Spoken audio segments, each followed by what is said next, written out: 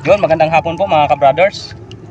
So bali pumunta po kami dito ni ka-brothers Ronald sa aming baklad. Kapandawin po sana namin. So ang aming nadatnan po, grabe po. Yan po, Sira. grabe pong wasak. Malaking isda dyan. Grabe po. Ito po ay hindi po namin malaman kung pinagtripan po ito o sinadya. Yan po, winasak po talaga. Kutsilyo po ang ginamit siguro dito. Yung mga matatalim po na bagay. Ito po. So bali pinutol pa po yung aming lubid dito sa loob. Katul. Oh, grabe po. Yun. Wala po tayong malakas na baha. Pero nasira po siya ng ganito. Ayan po. Oh.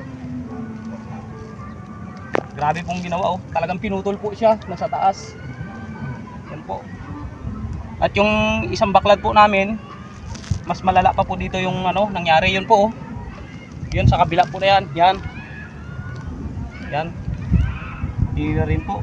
Hindi po natin alam kung sino pong may gawa na to.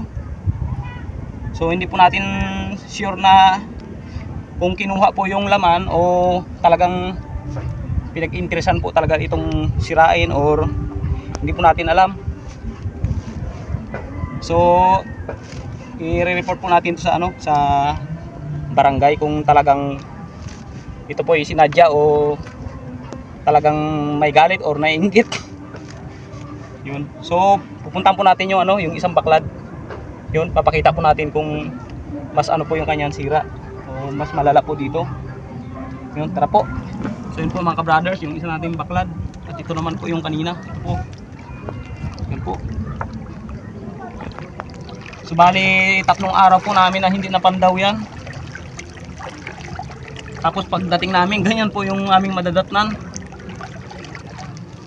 Ito po mga ka-brothers, yung pangalawa nating baklad.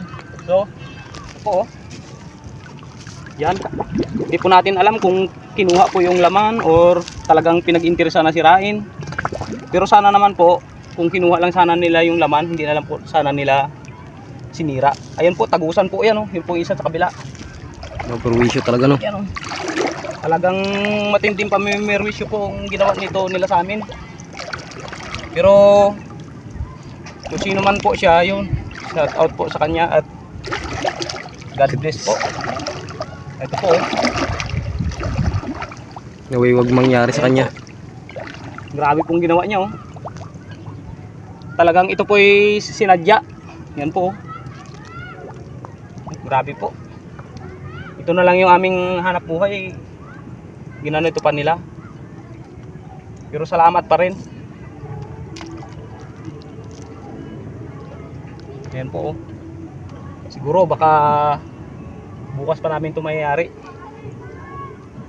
Halos tagusan po yan. Yung punit na yan. Wasak po talaga. Ayan.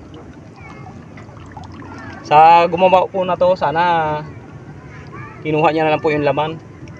Kung interesado po siya sa laman. Pero hindi po laman talaga ang interest niya. Ang interest niya po talaga ay talagang manira ng gamit ng kapwa niya tao. Pero shout out po sa kanya kung sino man po siya. God bless po.